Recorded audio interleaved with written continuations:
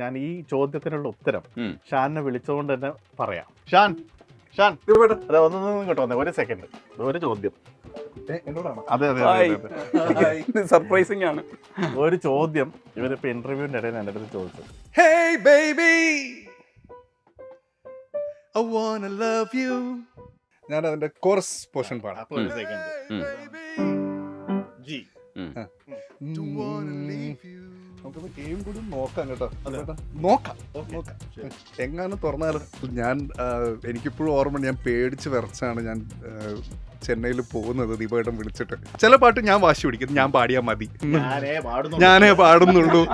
പാടാൻ പറ്റുന്ന ഒരു മ്യൂസിക് ഡയറക്ടർ ആയിരുന്നെങ്കിൽ എനിക്ക് ഷാനിന്റെ പോലത്തെ ശബ്ദമായിരുന്നു വേണ്ടത്.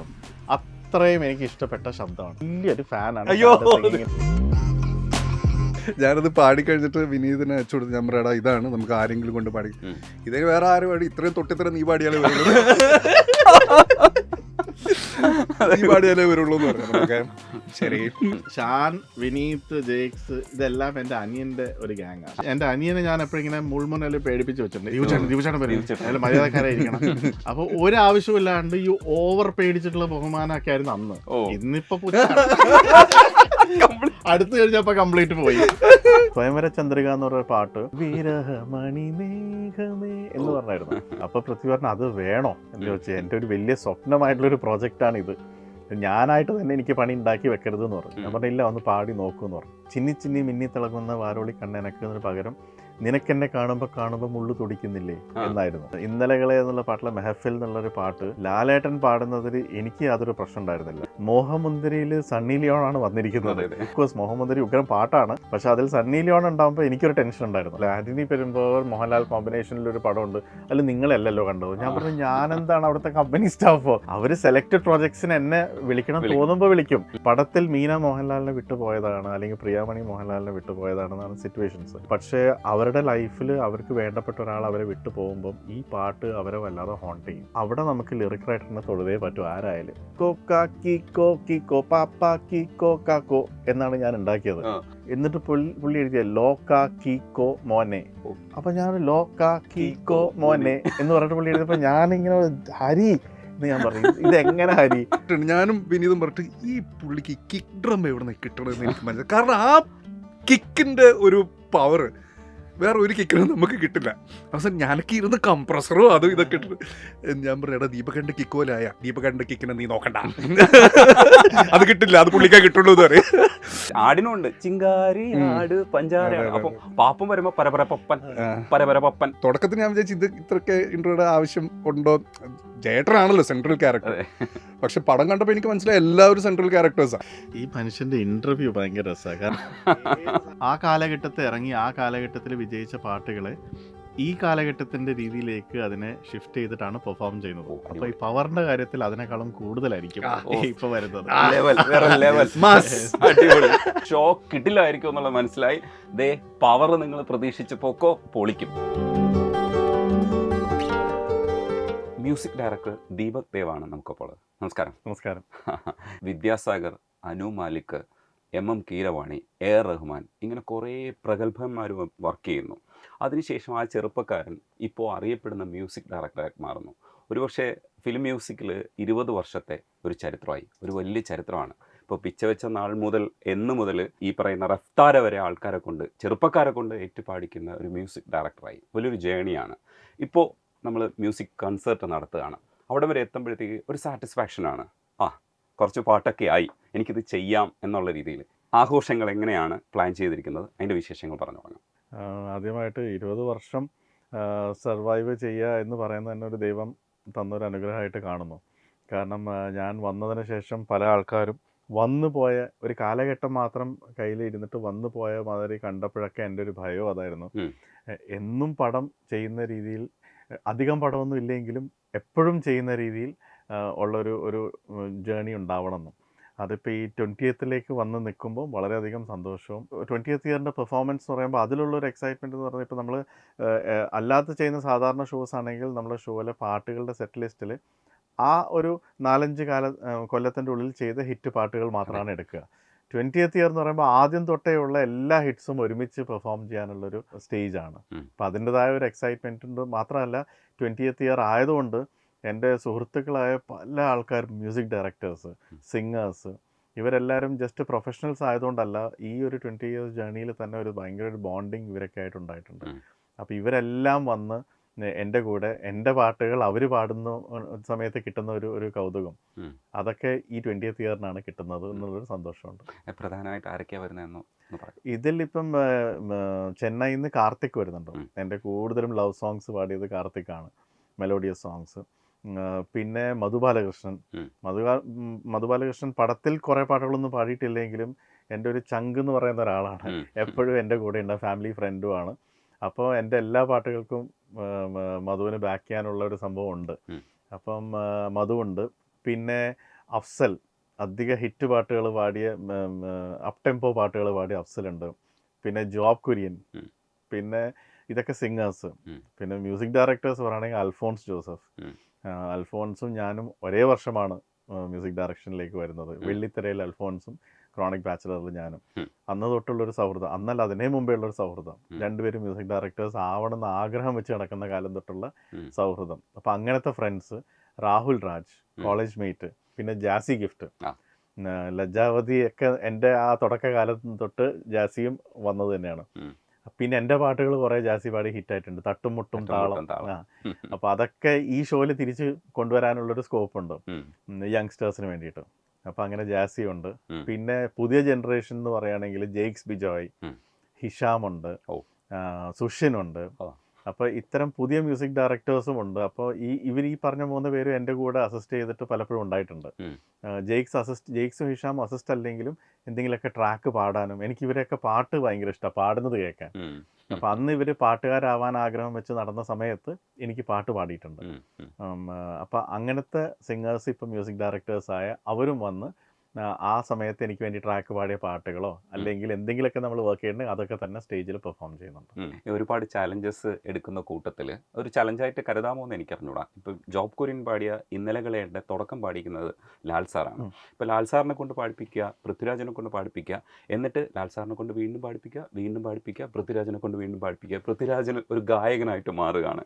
ഇതൊരു ചെറിയ കാര്യമല്ല. ഇപ്പോൾ മണിച്ചേട്ടനെ കൊണ്ട് സോന സോന നീ 1-ാം നമ്പർ, അടിമുടി വടിവടകൾ 1-ാം നമ്പർ എന്ന് പാടിക്കുന്ന സമയത്ത് മണിച്ചേട്ടൻ അതുവരെ പാടിയിട്ടുള്ള പാട്ടുകളിൽ നിന്ന് വ്യത്യസ്തമായിട്ട് നമുക്കൊരു ആസ്വാദനം കിട്ടി. അതായത് മണിച്ചേട്ടൻ്റെ പാട്ടുകൾ പ്രത്യേകിച്ച് കേരളത്തിൽ പരിചയപ്പെടുത്തേണ്ട കാര്യമില്ല. പക്ഷേ ഒരു സിനിമാ ഗാനത്തിലൂടെ അങ്ങനെ ടെമ്പോ ക്രിയേറ്റ് ചെയ്യും എന്ന് കരുതുന്നില്ലായിരുന്ന ഒരു സമയത്താണ് ഈ സോനയുടെ വരവെന്ന് പറയുന്നത്. ജോബ് കുര്യൻ പാടിയിട്ടുള്ള ഇന്നലകളിൽ അതിലൊരു ലാൽ സാന്നിധ്യം കൊണ്ടുവരുമ്പോഴത്തേക്ക് ജോബ് കുര്യൻ അസാധ്യമായിട്ടാണ് അത് തുടങ്ങുന്ന ഇന്നലകളെ. പക്ഷേ അതൊരു പാട്ട് കഴിഞ്ഞു എന്നുള്ള രീതിയിൽ 4 വരി കഴിയുമ്പോഴാണ് ജോബ് കുര്യൻ വരുന്നത്. ഇതൊരു ചലഞ്ചാണ്. അത് എങ്ങനെ കാണണമെന്ന് എനിക്ക് അറിഞ്ഞൂടാ. എങ്ങനെയാണ് അത് ആസ്വദിച്ചേക്കുന്നത്? ഇത് ഇപ്പോൾ ഒരിക്കലും പാടാൻ അറിയാത്ത ആൾക്കാരോ അല്ലെങ്കിൽ പാട്ടിനെ പറ്റി ഒരു ABCD അറിയാത്ത ആൾക്കാരല്ല ഈ പാടി നന്നായി റിസൾട്ട് വരുന്നത്.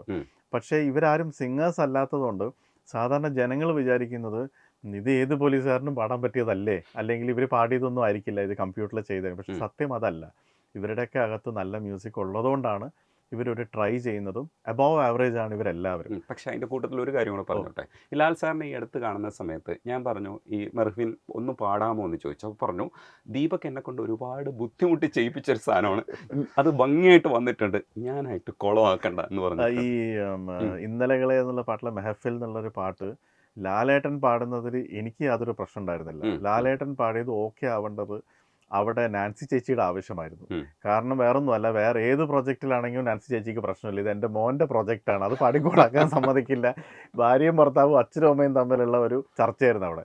അപ്പം ഇത് പാടുന്നതിന് മുമ്പേ എനിക്കറിയായിരുന്നു ലാലേട്ടൻ പാടുന്നത്. കാരണം നമ്മൾ കമ്പോസിങ്ങിൻ്റെ സമയത്തൊക്കെ ലാലേട്ടൻ പാടി ഞാൻ കേട്ടിട്ടുണ്ട്, വ്യത്യസ്തമായ ശബ്ദം. പക്ഷെ നാൻസി ചേച്ചി ജീൻ്റെ പടം ആയതുകൊണ്ട് എൻ്റെ മോൻ്റെ പടം ഞാൻ അങ്ങനെ നിങ്ങൾ വെറുതെ. അപ്പോൾ നാൻസി ചേച്ചി സ്റ്റുഡിയോയിൽ വന്ന് കേട്ട് കുഴപ്പമില്ല, ഇല്ല ദീപക്കെ നമുക്ക് പുള്ളിക്ക് പാടിപ്പിക്കാം അല്ലേ എന്നൊക്കെ ചോദിച്ചു. ലാലേട്ടൻ ആക്ച്വലി നന്നായിട്ട് തന്നെ പാടിയിട്ടുണ്ട്.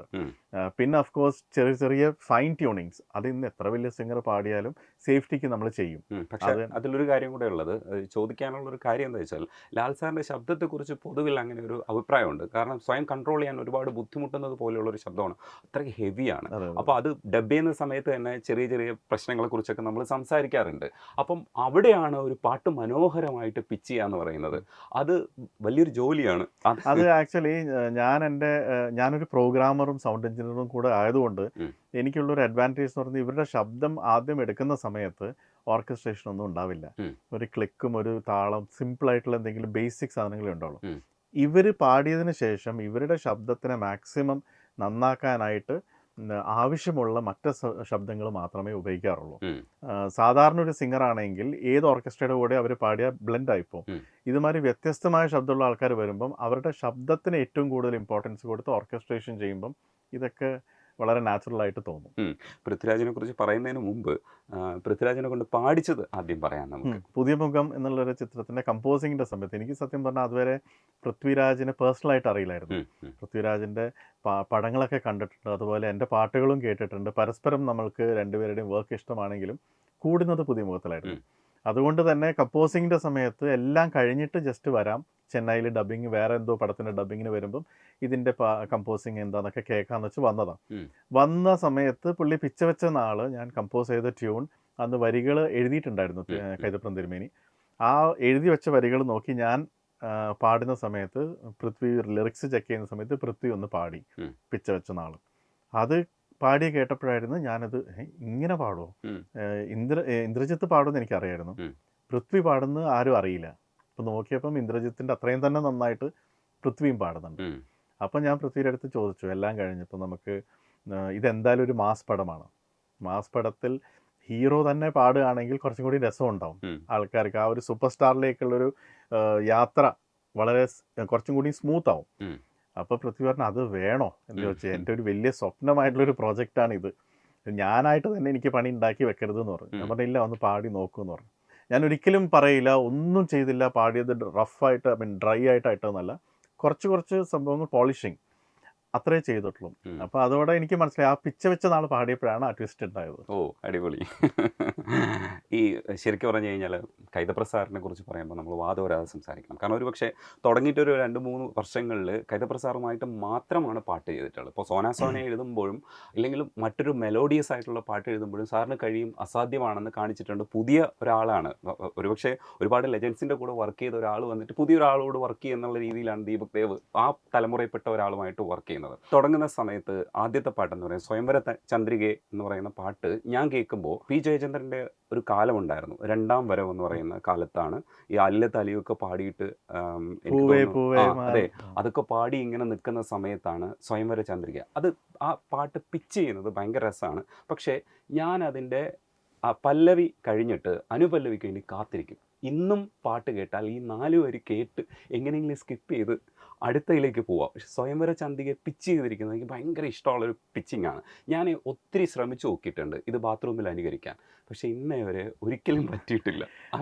ജയേട്ടൻ്റെ ഒരു മാജിക്കാണ്, ജയേട്ടൻ്റെ വാക്കുകൾ ഉച്ചരിക്കുന്ന രീതി അത് ഒരു വ്യത്യസ്തമായ രീതിയാണ്. അത് വേറെ ആര് അതേപോലെ പാടിയാലും ആ പാട്ട് പാടിയാലും ജയേട്ടൻ്റെ ആ ഒരു ചില വാക്കുകൾക്ക് കൊടുക്കുന്ന ഒരു സൗണ്ടിങ് വേറെ ആൾ കൊടുക്കുമ്പോൾ വരാറില്ല. പിന്നെ ഈ സ്വയംവര ചന്ദ്രിക എന്ന് പറയുന്ന പാട്ട് ലാസ്റ്റ് മൊമെന്റ് ഉണ്ടായ ഒരു ട്വിസ്റ്റ് ആണ് ലിറിക്സിൽ. അതുവരെ ഇത് വിരഹമണി മേഘമേ എന്നായിരുന്നു, വിരഹമണി മേഘമേ എന്ന് പറഞ്ഞായിരുന്നു. അതിൽ ഒന്നും കിട്ടാത്തൊരു പഞ്ചായിരുന്നു. അദ്ദേഹം ലാസ്റ്റ് മൊമെന്റ് മോനെ എപ്പോഴാണ് റെക്കോർഡിങ്, ഞാൻ പറഞ്ഞു 2 ദിവസം കഴിഞ്ഞിട്ടാ, വേറൊരു സാധനം ഉണ്ട് പിടിച്ചു നോക്കിയിട്ടുണ്ട് അതൊന്ന് നോക്കി എന്ന് പറഞ്ഞു. അപ്പം ഞാൻ പറഞ്ഞു ഏതാണത്, അപ്പം എൻ്റെ അടുത്ത് സ്വയംവര ചന്ദ്രിക. ഞാൻ പറഞ്ഞു വിരഹമണി മേഘമേ എന്നുള്ളതിലൊരു ഓപ്പൺനെസ് ഉണ്ട്, സ്വയംവര ചന്ദ്രിക എന്ന് പറയുമ്പോൾ ഒരു പിടിത്തം ഉണ്ടോ എന്ന്. അപ്പനടുത്ത് പറഞ്ഞ് അതൊന്നും ഒരു കാര്യം ചെയ്യും, സിദ്ദിഖുമായിട്ടൊന്ന് സംസാരിക്കുന്നു. സിദ്ദിഖേട്ടനെ ഞാൻ വിളിച്ചു കഴിഞ്ഞപ്പോൾ ഞാൻ പറഞ്ഞു സിദ്ദിഖേട്ട തിരുമേനി വേറൊരു ലിറിക്സ് തന്നിട്ടുണ്ട് സ്വയംവര ചന്ദ്രിക. സിദ്ദിഖേട്ടൻ പറഞ്ഞു ആ ബെസ്റ്റ്, ഇതാണ് എനിക്ക് വേണ്ടത്. വിരഹമണി മേഖലയിൽ ഞാൻ ഫുൾ ഹാപ്പി ആയിരുന്നില്ല, ഇത് നമ്മളൊന്നും പറയാതെ തന്നെ തിരുമേനി ഇങ്ങോട്ട് തന്നതല്ലേ. അപ്പം അതാണ് എക്സ്പീരിയൻസ് എന്ന് പറഞ്ഞു. ഒരു ഡയറക്ടറിനെ മനസ്സിലാക്കി ഞാൻ പറഞ്ഞു അപ്പം ഇതെങ്ങനെയാ പറഞ്ഞു, ഇതാണ് സ്ക്രിപ്റ്റ്, കഥയിൽ സ്വയംവര ചന്ദ്രികയാണ് കറക്റ്റ്. വിരഹമണി മേഘമേ എന്ന് പറഞ്ഞാൽ അതിലൊരു വിരഹമുണ്ട്, സ്വയംവര ചന്ദ്രിക എന്ന് പറയുന്നതിൽ ഞാൻ തന്നെ അങ്ങോട്ട് വരുന്നു എന്നുള്ളൊരു സംഭവമുണ്ട്. അപ്പം അത് മതി എന്ന് പറഞ്ഞു. അടിപൊളി. അങ്ങനെ അവർ രണ്ടുപേരും തമ്മിൽ ഒരു കോമ്പിനേഷനിൽ ഉണ്ടായതാണ്. ഈ അടുത്ത് മഞ്ചേരി അടുത്ത് സംസാരിക്കുന്ന സമയത്ത് ചിന്നി ചിന്നി മിന്നിത്തിളങ്ങുന്ന വാരൽ കണ്ണനക്ക് എന്ന് പറയുന്ന അത് പരുവപ്പെട്ടതിനെ കുറിച്ച് പറഞ്ഞായിരുന്നു. ആ സമയത്ത് സത്യത്തിൽ സാർ ഇപ്പോൾ കൈതപ്ര സാർ കുറച്ചുകൂടെ വണ്ടിയിലായിരുന്നു. പറഞ്ഞോ? അത് ഇല്ല അത് പറഞ്ഞില്ല. അത് ചോദിക്കാൻ വേണ്ടിയിട്ട് അതെങ്ങനെ പരുവപ്പെട്ടതെന്ന് അറിയാൻ വേണ്ടിയിട്ട് ആ ലിറിക്സ് അങ്ങനെ ആയിരുന്നില്ല എന്ന് പറഞ്ഞു തുടങ്ങിയായിരുന്നു. പിന്നെ നിങ്ങളാണത് മാറ്റിയെന്ന് പറയുമ്പോൾ ആ സ്വാതന്ത്ര്യം അനുവദിക്കാൻ കൈതപ്ര സാറിന് കഴിയുന്നു എന്നുള്ളതാണ് പുള്ളി ഇപ്പോഴും എക്സിസ്റ്റ് ചെയ്യിപ്പിക്കുന്നതെന്നാണ് വിശ്വസിക്കുന്നത്. ആ കഥ ഒന്ന് പറയും. ചിന്നി ചിന്നി മിന്നി തിളങ്ങുന്ന വാരോളി കണ്ണനക്ക് പകരം നിനക്കെന്നെ കാണുമ്പോൾ മുള്ളു തുടിക്കുന്നില്ലേ എന്നായിരുന്നു. അപ്പോൾ അത് പക്ഷെ അത് വളരെ പ്യൂർ ലിറ്ററേച്ചർ മലയാളമാണ്. അതല്ലാതെ കുറച്ചും കൂടി കൊളോക്കിയലായിട്ട് കിട്ടിയിരുന്നെങ്കിൽ നന്നായിരുന്നെന്ന് സന്തോഷ് സാർ പറഞ്ഞു. അപ്പോൾ അങ്ങനെ ചോദിച്ചപ്പോൾ ഞാൻ തിരുമേനി ഇത് എഴുതി കഴിഞ്ഞപ്പോൾ ഞാൻ ചോദിച്ചു ഇതിനെ കുറച്ചും കൂടിയും കൊളോക്കിയലാക്കാൻ പറ്റുമെന്ന് വെച്ചപ്പോൾ തിരുമേനി തന്നെ പറഞ്ഞു ഈ പാട്ട് എഴുതുന്നത് തിരുമേനി ഒരു ട്രെയിൻ യാത്രയിലാണ്. അപ്പോൾ ആ ട്രെയിനിൽ സ്പീക്കർ ഫോണിലിട്ടിട്ട് അദ്ദേഹം ഇത് പറഞ്ഞുകൊണ്ടിരിക്കുക.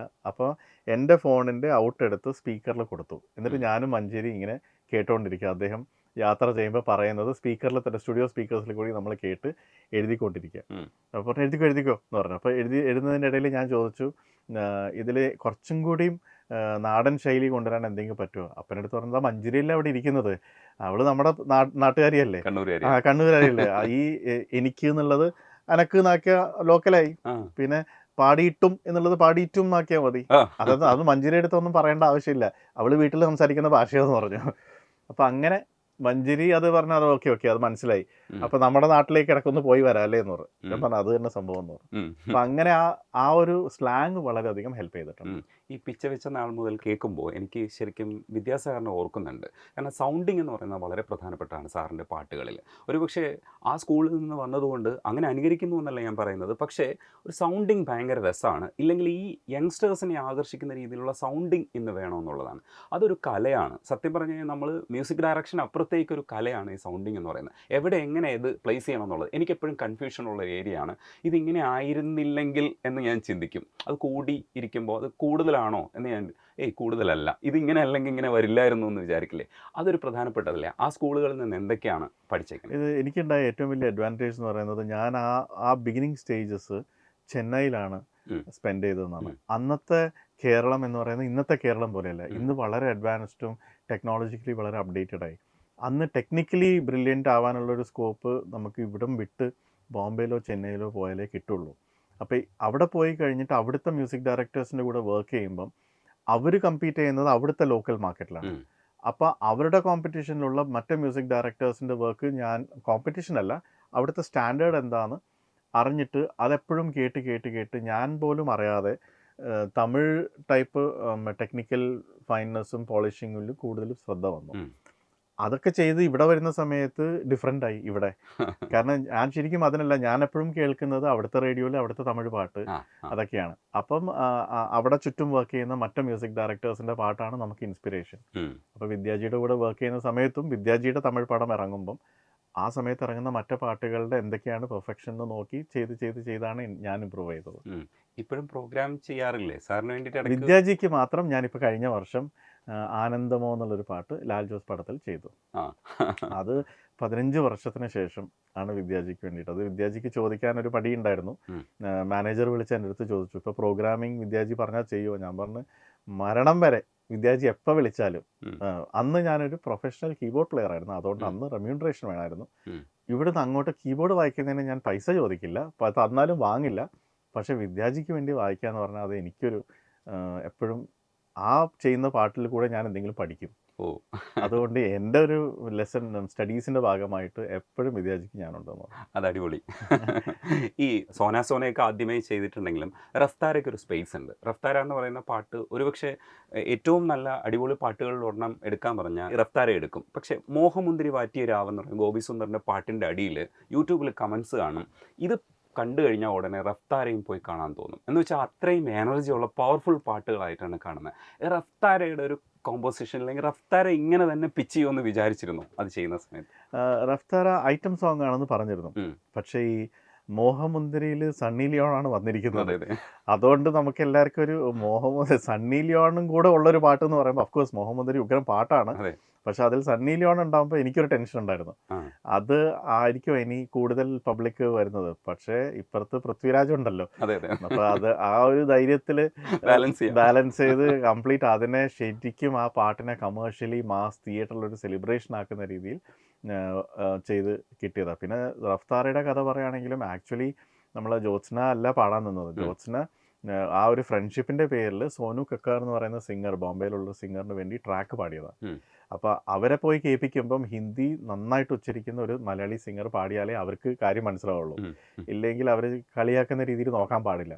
അപ്പോൾ അവരുടെ മുമ്പിൽ നമുക്ക് നല്ല അഭിമാനത്തോടെ നമ്മുടെ നാട്ടിൽ നിന്ന് ഒരു സിംഗർ പാടിയ ട്രാക്കാണെന്ന് ഇടാൻ വേണ്ടി ജ്യോത്സ്ന പാടിയതാണ്. പക്ഷേ അൾട്ടിമേറ്റ്ലി എന്താ സംഭവിച്ചു വെച്ചാൽ അവിടെ ചെന്ന് അവർ പാടിക്കഴിഞ്ഞപ്പം ജ്യോത്സ്ന പാടിയതല്ലേ കുറച്ചും കൂടി നല്ലത് നമുക്ക് തോന്നി. കാരണം അവർ മോശമായിട്ടല്ല, അവരുടെ സ്റ്റൈൽ വന്നു കഴിഞ്ഞപ്പം ഈ പാട്ടിൻ്റെ ഒരു കൾച്ചർ മാറിപ്പോയി. അപ്പം അങ്ങനെ വന്നു കഴിഞ്ഞപ്പോൾ പൃഥ്വി പറഞ്ഞു, നമ്മൾ കുറേ നാളായിട്ട് കേൾക്കുന്ന ഇതാണ്, മാത്രമല്ല ഞാൻ കൺസീവ് ചെയ്തിരിക്കുന്ന വിഷ്വൽസ് കംപ്ലീറ്റ് ഈ സിംഗിങ് സ്റ്റൈലിന്. എൻ്റെ ആ ഒരു ഹീറോയിൻ അല്ലെങ്കിൽ ആ ഒരു മോഡൽ ആ പാട്ടിൽ വരുമ്പം ഈ സിംഗിങ്ങും ആ മോഡലും വന്നു കഴിഞ്ഞാൽ ഈക്വൽ ടു സൂപ്പർ ഹിറ്റ്. പക്ഷെ സോനു കക്കാറിൻ്റെ സിംഗിങ്ങും ഈ മോഡലും വന്നു കഴിഞ്ഞാൽ ക്വസ്റ്റ്യൻ മാർക്കാണ്, ചിലപ്പോൾ ക്ലിക്കായി. അപ്പോൾ അതുകൊണ്ട് we go by this combination. അത് എപ്പോഴും കണക്കുകൂട്ടലിൻ്റെ കാര്യത്തിൽ രാജാവാണല്ലോ. അപ്പോൾ ഞാൻ ആ പറഞ്ഞൊരു വിശ്വാസത്തിലിരുന്നു, അത് റിസൾട്ടായിട്ട് വരികയും ചെയ്തു. ഈ തുടർച്ചയായിട്ട് പൃഥ്വിരാജിൻ്റെ സിനിമകളിൽ വരിക എന്ന് പറയുന്നത് നല്ല കാര്യമാണ്. ഇപ്പോൾ ഇനിയിപ്പോൾ എൻപുരാൻ വരെ വരികയാണ്. അപ്പോൾ ഇതൊരു സൗഹൃദത്തിൻ്റെയും കൂടെ ഒരു സാധ്യതയാണ്. ഇത് തുടർച്ചയായിട്ടെന്ന് പറയുമ്പോൾ ഇന്ന് രാവിലെ ഒരാൾ എൻ്റെ അടുത്ത് ഇത് ചോദിച്ചു. അത് പൃഥ്വിരാജിൻ്റെ അല്ല, ആന്റണി പെരുമ്പാവൂർ മോഹൻലാൽ കോമ്പിനേഷനിലൊരു പടമുണ്ട്, അതിൽ നിങ്ങളല്ലല്ലോ കണ്ടത്. ഞാൻ പറഞ്ഞു, ഞാനെന്താണ് അവിടുത്തെ കമ്പനി സ്റ്റാഫോ?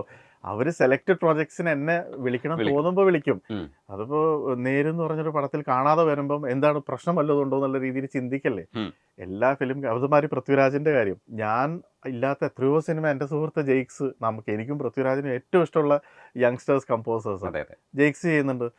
അപ്പം അത് എല്ലാ പടങ്ങളും ഞാൻ അവിടെ നിർബന്ധമില്ല, സെലക്റ്റഡ് പ്രോജക്ട്സ്. പൃഥ്വി ഒരു പക്ഷേ എനിക്ക് തോന്നുന്നു പൃഥ്വി മനസ്സിൽ കണക്കി ഡയറക്റ്റ് ചെയ്യുന്ന പ്രോജക്ട്സ് ആയിരിക്കും എന്നിലേക്ക് തരുന്നത്. പൃഥ്വിയുടെ പ്രൊഡക്ഷൻസിൻ്റെ എത്രയോ പടങ്ങൾ വേറെ മ്യൂസിക് ഡയറക്ടേഴ്സും ചെയ്യുന്നുണ്ട്. ഷാൻ ചെയ്തിട്ടുണ്ട്, ജെയ്ക്സ് ചെയ്തിട്ടുണ്ട്.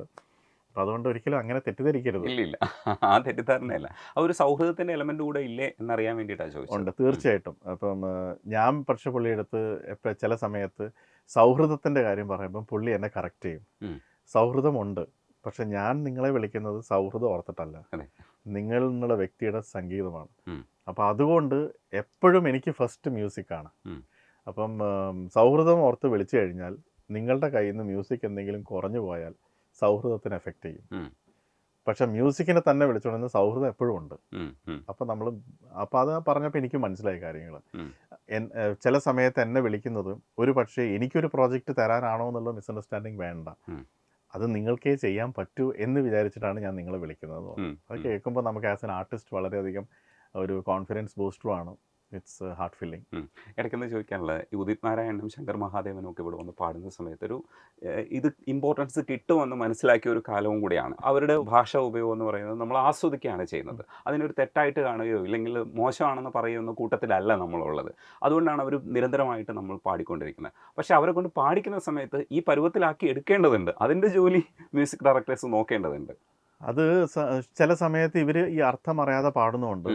ചില സമയത്ത് അവരുടെ നല്ല എക്സ്പ്രഷൻസ് വരുന്നത് വാക്കുകൾ ചിലപ്പോൾ അത്ര പെർഫെക്ഷൻ ഉണ്ടാവില്ല, പക്ഷെ പാടിയത് കേൾക്കാൻ വളരെ രസമുണ്ടാവും.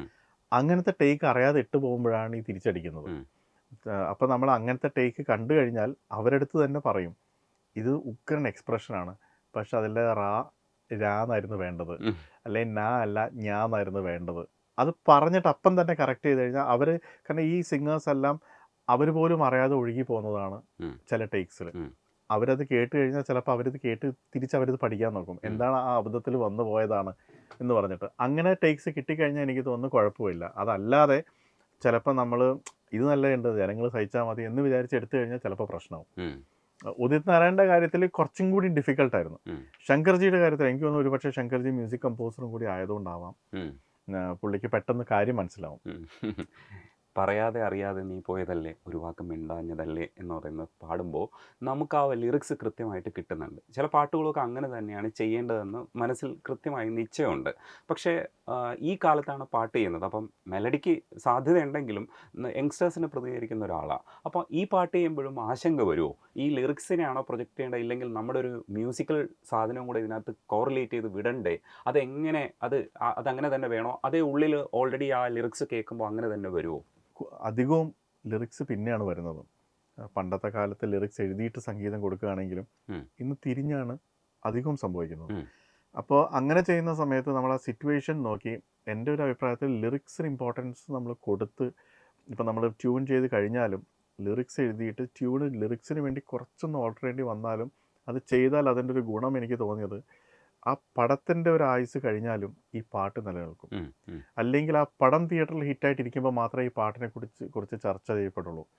പടം മാറിക്കഴിഞ്ഞ് വർഷങ്ങൾ കഴിഞ്ഞിട്ട് ഈ പാട്ടിനോട് ഇഷ്ടം തോന്നണമെങ്കിൽ ലിറിക്സ് തന്നെ ആണ് കൂടുതൽ ഇമ്പോർട്ടൻ്റ് എന്ന് എനിക്ക് തോന്നിയിട്ടുണ്ട്. കാരണം ഈ പാട്ട് ഇറങ്ങിക്കഴിഞ്ഞ് ഇപ്പോഴും ഈ വർഷങ്ങളെല്ലാം പോലും ചില ആൾക്കാർ പറയാതെ അറിയാതെ നീ പോയതല്ലേ, അല്ലെങ്കിൽ ഒരു നോക്ക് കാണുവാൻ കാത്തു നിന്നവൾ എന്നുള്ള ലിറിക്കും, അല്ലെങ്കിൽ അകലെയോ നീ അകലെയോ, ഈ പാട്ടുകളൊക്കെ കേൾക്കുമ്പോൾ അവരുടെ ലൈഫിൽ അവരെ ഇഷ്ടപ്പെട്ട ആൾക്കാർ അവരെ വിട്ടുപോയ വിഷമങ്ങൾ അവർ ഓർക്കാറുണ്ട് എന്ന് എൻ്റെ അടുത്ത് അവർ പറയുമ്പം എനിക്കത് ഒരിക്കലും മനസ്സിലാക്കാൻ പറ്റിയില്ല. കാരണം എൻ്റെ ലൈഫിൽ അങ്ങനെ ഒരു സിറ്റുവേഷൻ ഉണ്ടായിരുന്നില്ല. അപ്പോൾ അതുകൊണ്ട് തന്നെ ഞാൻ അപ്പോഴാണ് എനിക്ക് മനസ്സിലായത്, അപ്പോൾ അവർ ആ പടമായിട്ടല്ല കണക്ട് ചെയ്യുന്നത്, അവരുടെ ലൈഫായിട്ടാണ് കണക്ട് ചെയ്യുന്നത്. അപ്പോൾ എനിക്ക് മനസ്സിലായി ഇവിടെയാണ് ലിറിക്സ് ഏറ്റവും ഇമ്പോർട്ടൻറ്റ്. പടത്തിൽ മീന മോഹൻലാലിനെ വിട്ടുപോയതാണ്, അല്ലെങ്കിൽ പ്രിയാമണി മോഹൻലാലിനെ വിട്ടുപോയതാണെന്നാണ് സിറ്റുവേഷൻസ്. പക്ഷേ അവരുടെ ലൈഫിൽ അവർക്ക് വേണ്ടപ്പെട്ട ഒരാൾ അവരെ വിട്ടു പോകുമ്പം ഈ പാട്ട് അവരെ വല്ലാതെ ഹോണ്ട് ചെയ്യും. അപ്പോൾ അവിടെ നമുക്ക് ലിറിക് റൈറ്ററിനെ തൊഴുതേ പറ്റും ആരായാലും. തീർച്ചയായിട്ടും. യങ്സ്റ്റേഴ്സിൽ BK ഹരിനാരായൺ ഭയങ്കര രസമായിട്ട് കൂടെ കൂടിയിട്ടുണ്ട്. ഹരിനാരായണനും കൂടെ ഒന്ന് ഓർക്കും. ഹരിനാരായണൻ്റെ ഏറ്റവും എനിക്ക് സർപ്രൈസും വിശ്വസിക്കാൻ പറ്റാത്തൊരു മിറാക്കിൾ പോലെ എനിക്ക് തോന്നിയത്, ഹരിനാരായൺ ഗ്രാൻഡ് മാസ്റ്റർ എന്ന് പറഞ്ഞ ചിത്രത്തിൽ ഉണ്ണികൃഷ്ണൻ സാറാണ് കൊണ്ടുവരുന്നത്. എനിക്ക് അറിയുന്നൊരു പയ്യനുണ്ട്, ദീപക് ഒന്ന് കേട്ട് നോക്കുന്നു പറഞ്ഞു. ലാസ്റ്റ് മൊമെൻ്റ് ഉണ്ടായ ഒരു പാട്ടാണ് ദൂരെ എങ്ങോ നീ. അത് ഇൻ്റർവെൽ ക്ലിപ്പിൽ ഇടാൻ വേണ്ടിയിട്ട് ചെയ്ത പാട്ട്.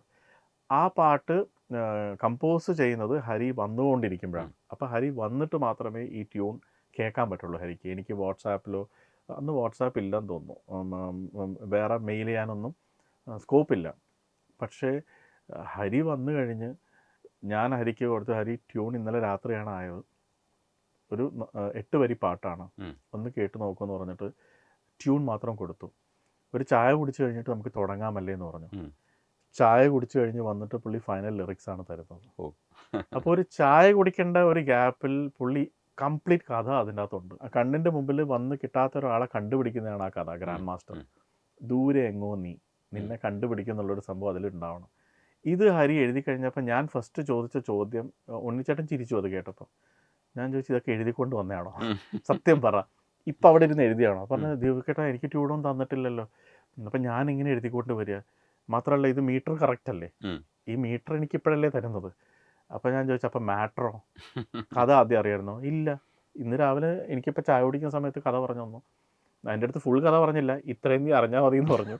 അപ്പോൾ ആ അറിഞ്ഞത് വെച്ച് ഞാൻ എഴുതി. അപ്പം ഇത് ശരിക്കും പറഞ്ഞാൽ ഭയങ്കര അത്ഭുതമാണ്, ഇതെങ്ങനെ സാധിക്കുന്നു എന്ന്. ഒരു ചായ കുടിക്കുന്ന സമയത്ത് കഥയും കേൾക്കുന്നു, ചായ കഴിയുമ്പോഴേക്ക് പിടിച്ചോ എന്ന് പറഞ്ഞു.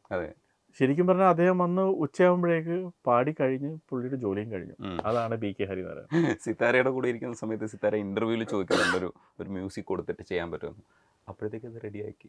അങ്ങനെ ഇരുന്ന് ആലോചിച്ചിട്ട് BK ഹരിനാരായണനെ കുറിച്ച് ഏറ്റവും എനിക്ക് പറയാനുള്ളത്, ഒരു പാട്ട് ഞാൻ ഇന്നേ വരെ കമ്പോസ് ചെയ്യാത്തൊരു മീറ്ററിൽ കമ്പോസ് ചെയ്തിട്ടുണ്ട്. അതായത് ഇതിഹാസ എന്ന് പറഞ്ഞ പടത്തിൽ കോ പാപ്പാക്കോ എന്നാണ് ഞാൻ ഉണ്ടാക്കിയത്. പുള്ളി ഇത് കേട്ടിട്ട് ദീപക്കേട്ടാ ഇതിൽ എഴുതാൻ, ഞാൻ പറഞ്ഞു ഇതുപോലെ ഇരുന്നാലേ ആ ടീട്ടോ എന്ന് പറയുന്നത് നമ്മൾ സാധാരണ കേൾക്കാത്ത പ്രയോഗം, അതിലൊരു വരി കിട്ടുമോ നോക്കട്ടെ എന്ന് പറഞ്ഞു. എന്നിട്ട് പുള്ളി എഴുതിയ ലോക്കാക്കിക്കോ മോനെ. അപ്പോൾ ലോക്കാക്കിക്കോ എന്നാണ് ഉദ്ദേശിക്കുന്നത്. അപ്പം ഞാൻ ലോക്കാക്കിക്കോ മോനെ എന്ന് പറഞ്ഞിട്ട് പുള്ളി എഴുതിയപ്പോൾ ഞാനിങ്ങനെ ഹരി എന്ന് ഞാൻ പറഞ്ഞു, ഇതെങ്ങനെ ഹരി? പറഞ്ഞു, അത് ചക്ക വീട് മൂലത്തെയാണോ കിട്ടുകയാണോ എന്ന് എനിക്ക് അറിഞ്ഞുകൂടാ, പക്ഷെ കിട്ടി എന്ന് പറഞ്ഞു. അപ്പോൾ അത് ഇങ്ങനത്തെ കുറേ കാര്യങ്ങൾ ഹരിക്ക് പെട്ടെന്ന് കിട്ടുന്ന സംഭവമാണ്. അസാധ്യമാണ്. ഇടയ്ക്ക് പേഴ്സണൽ ലൈഫിനെ കുറിച്ചൊന്ന് ചോദിച്ചോട്ടെ. പുറത്ത് ആണ് പഠിച്ചതൊക്കെ, എന്നിട്ട് ഇങ്ങോട്ട് കർണാട്ടിക് മ്യൂസിക് പഠിക്കാൻ വേണ്ടി വന്നതാണോ അതേ പഠിത്തം ഇങ്ങോട്ട് മാറ്റി? അല്ല, ഞാൻ ദുബായിൽ സ്കൂളിംഗ് ചെയ്യുന്ന സമയത്ത് അവിടെ തന്നെ കർണാട്ടിക് മ്യൂസിക് ഒക്കെ പഠിപ്പിക്കുന്ന കുറേ ആൾക്കാരുണ്ടായിരുന്നു. അതായത് വളരെ വലിയ ട്യൂട്ടേഴ്സ് അല്ല, വേറെ ജോലികൾ ചെയ്യുന്നതിൻ്റെ ഇടയിൽ കൂടി അവർ മ്യൂസിക്കും പഠിപ്പിക്കുന്നുണ്ട്. ചിലപ്പോൾ സ്കൂൾ ടീച്ചേഴ്സ് ആയിരിക്കും, അങ്ങനത്തെ ആൾക്കാരൊക്കെ. അപ്പോൾ അങ്ങനത്തെ 2-3 ട്യൂട്ടേഴ്സിൻ്റെ അടുത്തു നിന്നാണ് ഞാൻ ആദ്യകാലങ്ങളൊക്കെ സ്കൂളിൽ പഠിക്കുമ്പോൾ കർണാട്ടിക് പഠിച്ചത്. ഇങ്ങോട്ട് വരുന്നത് ഞാൻ 95-96 കാലഘട്ടത്തിലായിരുന്നു 12th കഴിഞ്ഞത് ദുബായിൽ. ആ സമയത്ത് 12th കഴിഞ്ഞാൽ പിന്നെ കോളേജൊന്നും അവിടെ ഇല്ല. പിന്നെ അവനവൻ്റെ നാട്ടിലേക്ക് പോയാലേ കൂടുതൽ പഠിക്കാൻ പറ്റും. അപ്പോൾ അങ്ങനെ തിരിച്ചു വന്നതാണ്. കാരണം കോളേജൊന്നും ആ നാട്ടിൽ അന്നില്ല. ഇവിടെ വന്നു കഴിഞ്ഞപ്പം തേവര കോളേജിൽ തന്നെ കയറി. കാരണം ആ കോളേജിലാണെങ്കിൽ പഠിത്തത്തിൻ്റെ ഒപ്പം തന്നെ മറ്റേ കോകരിക്കുലർ ആക്ടിവിറ്റീസും നന്നായിട്ട് നടക്കും. അപ്പം അങ്ങനെ എല്ലാം ഒരു നിമിത്തമായിട്ട് വന്ന ദൈവാനുഗ്രഹം. പക്ഷേ അതിൻ്റെ ഒരു ട്വിസ്റ്റ് എന്ന് പറയുന്നത് ഒരു പക്ഷേ സിദ്ദിഖ് ലാൽ ടീം യുഎസിലേക്ക് പോകാൻ വിളിച്ചതാണ്. തീർച്ചയായിട്ടും അത് ആ ട്വിസ്റ്റ് എന്ന് പറയുന്നത് യുഎസിലേക്ക് ഒരു ഷോന് കീബോർഡ് പ്ലെയർ ആയിട്ട് പോയതാണ്. ആ ഷോയിൽ വെച്ച് സിദ്ദിഖ് ഏട്ടൻ്റെ കീബോർഡ് പ്ലെയർ മാത്രമല്ല, അകത്തൊരു കമ്പോസറും കൂടി ഉണ്ടെന്ന് അദ്ദേഹത്തിന് ഫീൽ ചെയ്തു. കാരണം ഈ ഷോൻ്റെ ഇടയിലുള്ള ഫില്ലർ മ്യൂസിക് ഒക്കെ എൻ്റെ അടുത്ത് പറഞ്ഞ ഗ്യാപ്സ് ഉണ്ടാവാൻ പാടില്ല. അപ്പോൾ ആ ഷോയിൽ ഇടയ്ക്ക് ഈ ഫില്ലർ മ്യൂസിക് ആയിട്ട് കമ്പോസ് ചെയ്ത മ്യൂസിക് എല്ലാം സിദ്ദിഖ് ഏട്ടന് വളരെ ഇൻട്രസ്റ്റിംഗ് ആയിട്ട് തോന്നി. അപ്പോൾ സിദ്ദിഖ് ഏട്ടൻ്റെ അടുത്ത് പറഞ്ഞു, ദീപു ആ ഫില്ലറായിട്ട് ചെയ്ത 2 മിനിറ്റിൻ്റെ മ്യൂസിക് ഇല്ലേ, അതിലൊരു പാട്ട് ഒളിച്ചിരിപ്പുണ്ട്, ശരിക്കും സിനിമയിൽ ഇടാൻ പറ്റിയ പാട്ടാണത്. അപ്പം ഞാൻ പറഞ്ഞു, ഞാൻ അത്രയൊന്നും ചിന്തിച്ചിട്ടില്ല, ഒരു ഫില്ലർ മ്യൂസിക് വേണം. ദീപു ഇത് ശരിക്കും ഫോക്കസ് ചെയ്യണം, കാരണം ദീപുവിൻ്റെ ഉള്ളിൽ ഈ സാധനം ഉണ്ട് കേട്ടോ എന്ന് പറഞ്ഞു. അപ്പോൾ ഞാൻ അത് കേട്ടപ്പോൾ സന്തോഷമായി. ആ പ്രായത്തിലുള്ള ഇങ്ങനത്തെ കുഞ്ഞു കുഞ്ഞു സംഭവങ്ങളാണ് നമുക്കൊരു കോൺഫിഡൻസ് വരുന്നത്. 18-19 വയസ്സിലാണ് ഞാൻ ഈ കേൾക്കുന്നത്. അപ്പോൾ അതൊക്കെ കൂടി എന്നെ ശരിക്കും ഹെൽപ്പ് ചെയ്തു. അത് കഴിഞ്ഞിട്ട് സിദ്ദിഖ് ഏട്ടൻ്റെ അടുത്ത് പറഞ്ഞു, നാട്ടിലേക്ക് വന്നിട്ട് മ്യൂസിക് കേരളം വിട്, ഇന്നത്തെ കേരളം നിന്നാൽ കൂടുതൽ വളരാൻ പറ്റില്ല. ഇപ്പോൾ Ravindra master, Johnson master, Vidyasagar ഇവരെല്ലാവരും ചെന്നൈയിലല്ലേ, എന്തുകൊണ്ടാണ് അവർ ഇത്രയും നാൾ ചെന്നൈയിൽ, വിദ്യാജി ഓക്കെ, രവീന്ദ്ര മാസ്റ്ററും ജോൺസൺ മാസ്റ്ററൊക്കെ എന്തുകൊണ്ടാണ് ചെന്നൈയിൽ നിൽക്കുന്നത്? അവിടെയാണ് ആർട്ടിസ്റ്റും ടെക്നീഷ്യൻസും എല്ലാം ഉള്ളത്, അവിടെ ചെന്ന് ട്രൈ ചെയ്യുന്നവർ. അങ്ങനെ സിദ്ദിഖ് ഏട്ടൻ പറഞ്ഞ പ്രകാരം വന്ന് ഞാൻ കേരളം വിട്ടതാണ്. സിദ്ദിഖ് ഏട്ടൻ്റെ ആ ഒരു അഡ്വൈസ് തന്നെയാണ് എനിക്ക് ആ ഒരു, ഇപ്പോഴും ഞാൻ അദ്ദേഹത്തിനെ ആ ഗോഡ് ഫാദർ സ്ഥാനത്ത് കാണുന്നത്. ഇപ്പോൾ സാധാരണഗതിയിൽ ഇപ്പോൾ ഷാൻ കൂട്ടുകാരനാണ്. ഷാൻ റഹ്മാൻ പാട്ടുകളിലൊക്കെ ഇപ്പോൾ വൗ സോങ് മാത്രമല്ല, പല പാട്ടുകളിലും പുള്ളിയുടെ ഒരു സാന്നിധ്യമുണ്ട്, അത് കമേഴ്സ്യലൈസ് ചെയ്യുന്നുമുണ്ട്. പക്ഷേ പാട്ട് പാടുമെങ്കിലും ദീപക് ദേവ് അങ്ങനെ അധികം പാടാറില്ല. ഇത് എൻ്റെ സ്വന്തം ഷോന് വരെ ഇപ്പം നിങ്ങൾ ഷാനിനെ കുറിച്ച് ചോദിച്ചപ്പോൾ ഞാൻ പറയാം, അകത്ത് ഷാൻ റിഹേഴ്സൽ പാടിക്കൊണ്ടിരിക്കുക. ഇപ്പോൾ കറക്റ്റ് ഈ സമയത്ത് പല മ്യൂസിക് ഡയറക്ടേഴ്സ് വന്നു പോവുക, അതിൻ്റെ ഇടയിൽ ഷാനിൻ്റെ പാട്ട് നോക്കുക. ഇപ്പൊ ഷാനിനെ പറ്റി ചോദിച്ച സ്ഥിതിക്ക് ഞാൻ ഈ ചോദ്യത്തിനുള്ള ഉത്തരം ഷാനിനെ വിളിച്ചുകൊണ്ട് തന്നെ പറയാം. ശരിക്കും ഓക്കെ, ശരിക്കും വിളിക്കാം. Just 1 second. ഷാൻ അതെ, ഒന്നും കേട്ടോ, 1 സെക്കൻഡ്. ഒരു ചോദ്യം എന്നോടാണ്. അതെ അതെ അതെ, സർപ്രൈസിംഗ് ആണ്. അടിപൊളി. ഇരിക്കും. ഒരു ചോദ്യം ഇവരിപ്പോൾ ഇന്റർവ്യൂവിൻ്റെ ഇടയിൽ എൻ്റെ അടുത്ത് ചോദിച്ചു. ചോദ്യം വേറൊന്നുമല്ല, ഷാൻ്റെ ശബ്ദം വാവ് സോങ് പോലത്തെ പാട്ടുകളിൽ ഒരു വാവ് എഫക്റ്റ് ഇടയ്ക്ക് വന്നു പോകുമ്പോൾ കിട്ടുന്നുണ്ട്, അതുപോലെ എന്താണ് എൻ്റെ ശബ്ദം ഇടാത്തതെന്ന്. എൻ്റെ പാട്ടിനോട് എനിക്ക് കൂടുതൽ സ്നേഹം വരുമ്പം ആ പാട്ടിന് ഏറ്റവും നല്ല ശബ്ദം എന്ന് തോന്നുന്ന ആ ശബ്ദം തന്നെ പാടണം. അതാണ് ഷാൻ എൻ്റെ പാട്ടുകൾ പാടുന്നത്. അപ്പോൾ ഞാൻ ഷാൻ്റെ അടുത്ത് വർഷങ്ങൾ മുമ്പേ ഹേ ബേബി എന്നുള്ള പാട്ട് പാടുന്ന സമയത്ത് എൻ്റെ മനസ്സിലുണ്ടായൊരു സംഭവമുണ്ട്. ഞാൻ എന്തെങ്കിലും പാടാൻ പറ്റുന്നൊരു മ്യൂസിക് ഡയറക്ടർ ആയിരുന്നെങ്കിൽ എനിക്ക് ഷാൻ്റെ പോലത്തെ ശബ്ദമായിരുന്നു വേണ്ടത്. അത്രയും എനിക്ക് ഇഷ്ടപ്പെട്ട ശബ്ദമാണ്. കാരണം നമ്മൾ സാധാരണ കാരണം ഒരു പക്ഷേ ഷാൻ കേൾക്കുന്ന മ്യൂസിക്, ഷാൻ്റെ ലിസണിങ് ഭയങ്കര വാസ്റ്റാണ്. വേൾഡ് മ്യൂസിക് ആണെങ്കിലും ബോളിവുഡ് സോങ്സ് ഇഷ്ടം പോലെ കേൾക്കും.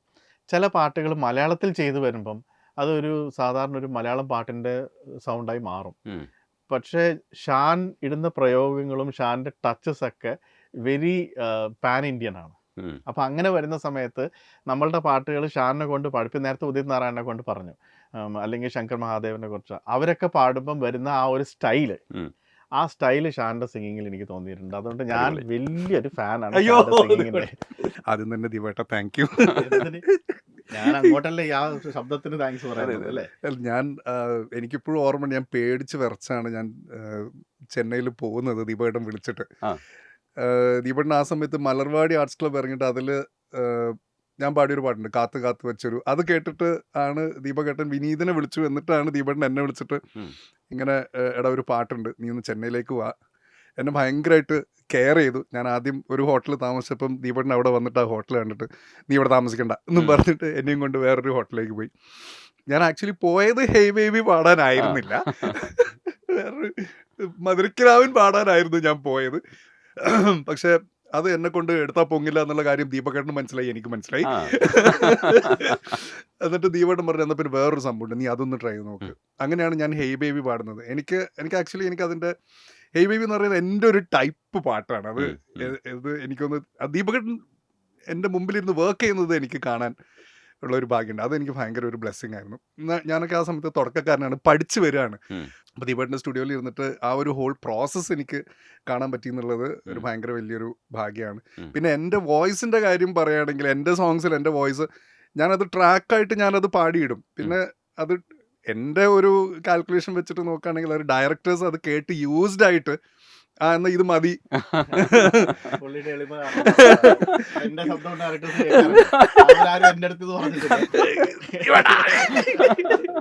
അല്ല എനിക്കൊന്ന് ഇപ്പൊ ദീപകേട്ടൻ്റെ പാട്ട് തന്നെ ദീപകേട്ടൻ പാടുമ്പോൾ വരുന്ന ഒരു സ്റ്റൈലുണ്ട്. കാരണം അത് ഒരു കമ്പോസർ അവരുടെ പാട്ട് അപ്രോച്ച് ചെയ്യുന്ന പോലെ എന്തായാലും ഒരു സിംഗർക്ക് എത്ര ശ്രമിച്ചാലും പറ്റില്ല. കാരണം അവര് ആ പാട്ടിന്റെ ബേർത്ത് തൊട്ട് കൂടെ ഉണ്ട്. സിംഗർ എന്ന് പറയുന്നത് പിന്നീട് വന്നിട്ട് അത് എക്സിക്യൂട്ട് ചെയ്യുകയാണല്ലോ ചെയ്യുന്നത്. അപ്പൊ എനിക്ക് അങ്ങനെ തോന്നിയിട്ടുണ്ട്. അപ്പോൾ ചില സമയങ്ങളിൽ ഞാൻ പാടുന്ന ചില പാട്ട് ഞാൻ വാശി പിടിക്കുന്നു, ഞാൻ പാടിയാൽ മതി, ഞാനേ പാടുന്നുള്ളൂ അതൊക്കെ. പക്ഷെ ബാക്കിയുള്ള കുറെ പാട്ടുകൾ ഞാൻ വാശി പിടിക്കും, ഞാനില്ല. എനിക്ക് ഷാന്റെ ശബ്ദം ആദ്യം ഇഷ്ടപ്പെട്ടതില്ല. ഇപ്പൊ ഷാൻ പറഞ്ഞപ്പോഴത്ത് ദൈവമേ എനിക്ക് എന്തിനീ വിധി, അതിലാ എനിക്ക് എന്തിനാ വെള്ളിയൊക്കെ ഇട്ടോണ്ട് പാടും. ആരും അങ്ങനെ പാടാൻ ധൈര്യം കാണില്ല. ശരിക്കും ഉഴപ്പി ദൈവമേ എനിക്ക് എന്തിനീ വിധി എന്ന് പറയുന്നത് അതിൽ ഭയങ്കര ഒരു ആക്ടറിന്റെ ഒരു ലൈഫുണ്ട്. ഈ ആക്ടേഴ്സ് പാടുമ്പോൾ അവർ ആ ആക്ട് ചെയ്ത് പാടുന്നൊരു സാധനം കിട്ടില്ലേ, അതുണ്ടായിരുന്നു. അപ്പൊ എനിക്ക് മനസ്സിലായി ഇത് ഷുവർ ഷോട്ട് വിജയിക്കാനുള്ളൊരു ശബ്ദമാണ്. ഞാനത് പാടിക്കഴിഞ്ഞിട്ട് വിനീതിനെ അയച്ചു കൊടുത്ത് ഞാൻ പറയാടാ ഇതാണ് നമുക്ക് ആരെങ്കിലും കൊണ്ട് പാടി, ഇതിന് വേറെ ആരും പാടി ഇത്രയും തൊട്ടിത്തരം നീ പാടിയാലേ വരുള്ളൂ, നീ പാടിയാലേ വരുള്ളൂ എന്ന് പറയാം. ശരി, ഇത് ഷാൻ, വിനീത്, ജേക്സ് ഇതെല്ലാം എൻ്റെ അനിയന്റെ ഒരു ഗ്യാങ് ആണ്. അതുകൊണ്ട് തന്നെയുള്ള ഒരു പ്രശ്നം എന്താന്ന് വെച്ചാൽ എൻ്റെ അനിയനെ ഞാൻ എപ്പോഴിങ്ങനെ മുൾമുനയിൽ പേടിപ്പിച്ച് വെച്ചിട്ടുണ്ട്. 8 വയസ്സിന്റെ ഗ്യാപ്പ് ഉണ്ട്. അപ്പൊ ഇവന്റെ ഈ പേടി ഇവരിലേക്കൊക്കെ ട്രാൻസ്ഫർ ചെയ്ത് ദിവസം മര്യാദക്കാരായിരിക്കണം. അപ്പൊ ഒരാവശ്യമില്ലാണ്ട് ഈ ഓവർ പേടിച്ചിട്ടുള്ള ബഹുമാനമൊക്കെ ആയിരുന്നു അന്ന്. ഇന്നിപ്പോ അടുത്ത് കഴിഞ്ഞപ്പോ കംപ്ലീറ്റ് പോയി. പക്ഷെ അന്ന് അതായിരുന്നു കാണുന്ന സമയത്ത് ദീപചേട്ടൻ എന്ന് പറഞ്ഞിട്ടുള്ള ഒരു സംഭവമായിരുന്നു. ഈ ജെയ്ക്സും വിനീതും ഷാനും എല്ലാം അടിപൊളി. നമ്മളെ സംബന്ധിച്ചിടത്തോളം ഞാനെപ്പോഴും വിനീതിനോടും വിനീത് എന്നോടൊക്കെ നമ്മൾ ഡിസ്കസ് ചെയ്യുന്ന ഒരു കാര്യമാണ് ദീപകേട്ടൻ്റെ പാട്ടുകളും ദീപകേട്ടൻ്റെ പാട്ടുകളുടെ സൗണ്ടിങ്ങും. ദീപകേട്ടൻ്റെ പാട്ടുകൾ നമ്മളിപ്പോൾ FM വരികയാണെങ്കിൽ റാൻഡമായിട്ട് കുറേ പാട്ടുകൾ വരുമ്പോൾ അതിൻ്റെ ഇടയിൽ ഇപ്പോൾ ദീപകേട്ടൻ്റെ പാട്ട് വരുമ്പോൾ ഈ എന്തോ ഒരു നമ്മുടെ സ്റ്റീരിയോക്കൊക്കെ ഒരു ജീവൻ നമ്മൾ പറഞ്ഞിട്ടുണ്ട്. ഞാനും വിനീതും പറഞ്ഞിട്ട് ഈ പുള്ളിക്ക് കിക്ക് ഡ്രം എവിടെ നിന്ന് കിട്ടണമെന്ന് എനിക്ക് മനസ്സിലായി. കാരണം ആ കിക്കിൻ്റെ ഒരു പവർ വേറെ ഒരു കിക്കിനും നമുക്ക് കിട്ടില്ല. അവസാനം ഞാനൊക്കെ ഇരുന്ന് കംപ്രസറോ അതും ഇതൊക്കെ ഇട്ടിട്ട് ഞാൻ പറയാ ദീപകേട്ടൻ്റെ കിക്ക് പോലെ ആയ ദീപകേട്ടൻ്റെ കിക്കിനെ നീ നോക്കണ്ട, അത് കിട്ടില്ല, അത് പുള്ളിക്കാ കിട്ടുള്ളൂ എന്ന് പറയും. അപ്പം അങ്ങനെ ഒരുപാട് കാര്യങ്ങൾ നമ്മൾ ഇങ്ങനെ നോക്കുന്ന ഒരാളാണ് ദീപകേട്ടൻ. കമ്പോസിഷൻസ് ആണെങ്കിലും സൗണ്ടിങ് വൈസ് ആണെങ്കിലും, കാരണം ഇത് രണ്ടും വേണമല്ലോ ഇപ്പോഴത്തെ കാലത്ത് എന്ന് വെച്ചാൽ. നമ്മളെ എല്ലാ ഓഡിയൻസും എല്ലാ ടൈപ്പ് പാട്ടുകളും കേട്ടുകൊണ്ടിരിക്കുന്ന ഒരു സമയമാണ്. അപ്പം കമ്പോസിഷൻ പോലെ തന്നെ ഇമ്പോർട്ടൻ്റ് ആണ് ആ കമ്പോസിഷന്റെ സൗണ്ടിങ്ങും. അപ്പൊ അതിന് ഈ മനുഷ്യൻ കഴിഞ്ഞിട്ടേ ഉള്ളൂ. അതെ അതെ, ഞാൻ പറയുന്നുണ്ടായിരുന്നു ഇപ്പൊ റഫ്താരയും സോനയൊക്കെ ചെയ്ത ആള് പിച്ച വെച്ച നാൾ മുതൽ ചെയ്യുമ്പോൾ വേറൊരു സ്റ്റൈലിലും പിന്നെ പാറ്റേണിലുമാണ് പിടിക്കുന്നത്. പിച്ച വെച്ച നാളിൽ കിക്ക് ഇവനെ കിക്ക് ഭയങ്കര പാടാൻ കയറിയപ്പോ കിക്ക് കിട്ടും. ഇഷ്ടപ്പെട്ട പാട്ടുകളൂടെ പറയും. അയ്യോ എനിക്ക് എല്ലാ പാട്ടും ഇഷ്ടം. പ്രത്യേകിച്ച് ഞാൻ ദീപകേട്ടന് വേണ്ടി പാടിയ പാട്ട് അതെന്റെ ഒരു ഫേവറേറ്റ്. അപ്പൊ ഏതെങ്കിലും ഒരു പാട്ട് ഇപ്പൊ ഒന്ന് പാടുമോ? ജസ്റ്റ് ഞങ്ങൾക്ക് രണ്ടുപേരും ഈ ഷോന് നമ്മൾ പാടാൻ വെച്ചിരിക്കുന്ന റിഹേഴ്സൽ നടന്നുകൊണ്ടിരിക്കുന്ന പാട്ടില്ലേ, അതിന്റെ ഇടയിൽ നിന്നാണ് ഞാൻ ഇറങ്ങി വന്നത്. ആ പാട്ട് തന്നെ പാടിക്കും. ഞാൻ അതിന്റെ കോറസ് പോർഷൻ പാടാം. അപ്പൊ ഒരു സെക്കൻഡ് ഏതാണ് ജി നമുക്കത് ഏം കൂടി നോക്കാം കേട്ടോ. നോക്കാം എങ്ങാനും തുറന്നാലും സുഖം ഇല്ലാത്തതുകൊണ്ട് ഞാൻ കുറച്ച് ഇറക്കി പിടിച്ചു. Hey baby, I wanna love you. Hey baby, don't wanna leave you. അടിപൊളി. ഞാൻ ഈ ഓണത്തിനിടയിൽ പുട്ട് കച്ചവടം എന്ന് കരുതരുത്, വേറൊരു കാര്യം കൂടെ ചോദിച്ചോട്ടെ. ഈ മനു മജിദ്, വിനീത് ശ്രീനിവാസൻ, ഷാൻ റഹ്മാൻ അസാധ്യമായിട്ടുള്ളൊരു കോമ്പിനേഷനാണ്. പല പാട്ടുകളും ഉണ്ട്. പക്ഷേ അതേ പറ്റിയിട്ട് സംസാരിക്കുന്നതിന് മുമ്പ് ശരിക്കും ആടിലെ തീം മ്യൂസിക്കിലുണ്ടല്ലോ, എല്ലാവർക്കും തീം മ്യൂസിക് ഉണ്ട്. അത് ഡ്യൂഡ് ആയിക്കോട്ടെ, സർബത്ത് ഷമീർ ആയിക്കോട്ടെ, ഓരോ ക്യാരക്ടേഴ്സിനും തീം മ്യൂസിക് ചെയ്യുക എന്ന് പറയുന്ന ഒരു ചലഞ്ചാണ്. ആദ്യമായിട്ടാണ് അങ്ങനെ ഒരു പരീക്ഷണം നടത്തിയത്. പക്ഷേ എല്ലാം വ്യത്യസ്തമാണ്. നമ്മളിപ്പോഴും അത് പാടിക്കൊണ്ടിരിക്കുന്നത്. ഇപ്പോൾ സർബത്ത് ഷമീർ വരുമ്പോഴത്തേക്ക് നമ്മൾ ഈ ആ മ്യൂസിക് കേൾക്കുമ്പോൾ തന്നെ ഭയങ്കര രസമാണ്. സോറി, ഞാനൊന്ന് ഇന്ററപ്റ്റ് ചെയ്യുന്നതിൽ ഈ ആടിന്റെ തീം മ്യൂസിക് ഇല്ലേ, ഈ സംഭവം എന്ന് പറഞ്ഞാൽ ഈ അടുത്ത് അനിരുദ്ധിന്റെ മ്യൂസിക്കിനെ കുറിച്ച് ഒരു ഡയറക്ടർ എൻ്റെ അടുത്ത് പറഞ്ഞു, മലയാളി മ്യൂസിക് ഡയറക്ടർ. അതായത് ആ അനിരുദ്ധിന്റെ ഒരു പ്രത്യേകത എന്ന് പറഞ്ഞാൽ അനിരുദ്ധ് മാത്രം ചെയ്യുന്ന ഒരു സംഭവമാണ്. ഏത് ക്യാരക്ടർ വരികയാണെങ്കിലും അതിനൊരു പാട്ട് വെച്ചൊരു ആഘോഷം. ഞാൻ പറഞ്ഞ അനിരുദ്ധ് മാത്രം, അതിവിടെ ഷാൻ റഹ്മാൻ മുമ്പേ ചെയ്യുന്ന ആടില് എല്ലാ ക്യാരക്ടറിനും ഉണ്ട്. അത് നമ്മൾ ശ്രദ്ധിച്ച കാര്യമല്ല, ശരിക്കും ഒരു വിപ്ലവമാണ്. നമ്മൾ അങ്ങനെ ഒരു സാധ്യത ഇന്നേ വരെ അങ്ങനെ ഉപയോഗിച്ചിട്ടില്ല. എല്ലാ ക്യാരക്ടേഴ്സിനും കൊടുക്കുക, അത് വില്ലനില്ല, നായകനില്ല, അതുപോലെ അതൊരു വേറൊരു തരത്തിലുള്ള ഒരു പരീക്ഷണവും കൂടായിരുന്നു. അല്ല, അത് കംപ്ലീറ്റ്ലി മിഥുൻ്റെ ഐഡിയ ആയിരുന്നു. കഥ കംപ്ലീറ്റ് പറഞ്ഞു തന്നു. എന്നിട്ട് എന്നോട് ഇതിന് ഇത്ര ആളുകളുണ്ട്, ഇവർക്ക് ഓരോരുത്തർക്കും നമുക്ക് ഇൻട്രോ മ്യൂസിക് വേണം. ഞാൻ പറഞ്ഞു ഓരോരുത്തർക്കും ഇൻട്രോ മ്യൂസിക്. ഞാൻ വിചാരിച്ചു ആക്ച്വലി ജയേട്ടന് മാത്രമേ ഉണ്ടാവുള്ളൂ എന്ന് വിചാരിച്ചു. പക്ഷേ അതിൽ ഇപ്പം ക്യാപ്റ്റൻ ക്ലീറ്റസിന് വരെ ക്യാപ്റ്റൻ ക്ലീറ്റസ് എന്ന് പറയും. അപ്പം അങ്ങനെ പലതും ഈ ബാക്ക്ഗ്രൗണ്ട് സ്കോർ ചെയ്യുന്ന സമയത്താണ് വന്നത്. പക്ഷെ അത് രസമുള്ളൊരു പ്രോസസ്സായിരുന്നു. കാരണം 7 പേരുണ്ട്, ഓരോരുത്തർക്കും ഓരോ ഇത്. പിന്നെ സർബത്ത് ഷമീർ ആണെങ്കിലും പിന്നെ ഇന്ദ്രൻ സേട്ടൻ്റെ ക്യാരക്ടർ, ഓരോരുത്തർക്കും ഓരോ ഇൻട്രോ കൊടുക്കണം എന്ന് പറഞ്ഞപ്പം തുടക്കത്തിൽ ഞാൻ വിചാരിച്ചു ഇത് ഇത്രയൊക്കെ ഇൻട്രോയുടെ ആവശ്യം ഉണ്ടോ. ജയേട്ടനാണല്ലോ സെൻട്രൽ ക്യാരക്ടർ. പക്ഷെ പടം കണ്ടപ്പോൾ എനിക്ക് മനസ്സിലായി എല്ലാവരും സെൻട്രൽ ക്യാരക്ടേഴ്സാണ്, ആടടക്കം. അപ്പൊ അതുകൊണ്ട് അങ്ങനെ ട്രീറ്റ് ചെയ്തു. ഭയങ്കര രസമുള്ളൊരു ആടിനുണ്ട് ചിങ്കാരി ആട് പഞ്ചാര. അപ്പം പാപ്പം വരുമ്പോ പരപരപ്പൻ പരപരപ്പൻ. അപ്പം ഇല്ലേ, അപ്പൊ ഡ്യൂഡ് വരുമ്പോഴും അതേപോലെ സണ്ണി വെയിന്റെ ക്യാരക്ടർ സാത്താൻ സേവിയർ അവസാനം വരുന്നുണ്ട്. അപ്പൊ എല്ലാവർക്കും കൊടുക്കാന്ന് പറഞ്ഞ ഒരു ചലഞ്ച് അല്ലേ അത്? പിന്നെ രസമായിരുന്നു. എനിക്ക് ഞാൻ പ്രോസസ് ചെയ്യാൻ ആക്ച്വലി ഭയങ്കര ചെയ്യാറ്. ഈ മനുഷ്യന്റെ ഇന്റർവ്യൂ ഭയങ്കര രസമാണ്. കാരണം ഏത് സാധനം എടുക്കുമ്പോൾ വളരെ ഡീറ്റെയിൽ ആയിട്ട് പുള്ളി ശ്രദ്ധിക്കും. ഷാൻ ഇതില് ഞാൻ പറയാതെ പെട്ടെന്ന് കൊണ്ടുവന്നതാ. ഷാന്റെ അടുത്ത് ഇത്രയും ഡീറ്റെയിൽ ആയിട്ട് ചോദിക്കുമ്പോൾ ഇതൊന്നും പഠിച്ചു വരുന്നതല്ല എന്ന് മനസ്സിലായി. ഈ മനുഷ്യനെ കുറെ നാൾ കൊണ്ട് നമ്മൾ ഇങ്ങനെ തുടരുകയാണ്. ഞാൻ മനുവിന്റെ അടുത്ത് സംസാരിക്കുമ്പോൾ പറയും, ഈ ഷാൻ ചേട്ടൻ, വിനീത് ശ്രീനിവാസൻ, മനു മഞ്ജിത്ത് കൂടെ ഇരുന്ന് കഴിഞ്ഞാൽ പൊളി സാധനമായിരിക്കും, 3 പേരും കൂടെ വെറുതെ സംസാരിച്ചാലും മതി, സൂപ്പർ ആയിരിക്കും എന്ന് പറഞ്ഞു. അതിൽ തന്നെ കുറെ സാധനങ്ങൾ. അതെ അതെ അതെ അതെ, വെറുതെ സംസാരിക്കുമ്പോൾ തന്നെ. ഈ ഷോയിലേക്ക് മടങ്ങി വന്നാൽ, ഷോ എന്തായാലും 20 വർഷങ്ങൾക്ക് ഒരു പരിചയമുള്ള ഒരാളാണ് ചെയ്യുന്നത്.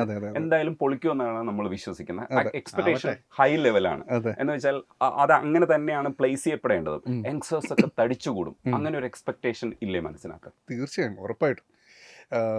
ദീപേട്ടൻ ആദ്യം ഇതിനെ വിളിച്ചപ്പോൾ തന്നെ ഞാൻ ദീപേട്ടനോട് പിന്നെ ഉറപ്പായിട്ടും ദീപേട്ട ഞാനുണ്ടാവും എന്ന് പറഞ്ഞു. കാരണം ഒന്ന്, ഈ മനുഷ്യൻ്റെ കൂടെ സ്റ്റേജ് ഷെയർ ചെയ്യുക എന്നുള്ളത് ഒരു ഭയങ്കര വലിയൊരു സംഭവം തന്നെ. ഞാൻ ദീപക്കേട്ടനും അൽഫോൺസേട്ടനും കൂടെയുള്ളൊരു ഷോ ഞാൻ കണ്ടിട്ടുണ്ട്. അത് ഭയങ്കര എനർജറ്റിക് ആയിട്ടുള്ള 2006 ഭയങ്കര എനർജറ്റിക് ആയിട്ടുള്ളൊരു സംഭവം. അപ്പം പിന്നെ ഓഫ് കോഴ്സ് ദീപേട്ടൻ്റെ പാട്ടുകൾ പാടുക എന്നുള്ളതിനേക്കാളും ഉപരി അതൊന്ന് നിന്ന് ഇതെല്ലാം കാണുക എന്നുള്ള ഒരു വലിയൊരു ആഗ്രഹമുണ്ട് എനിക്ക്.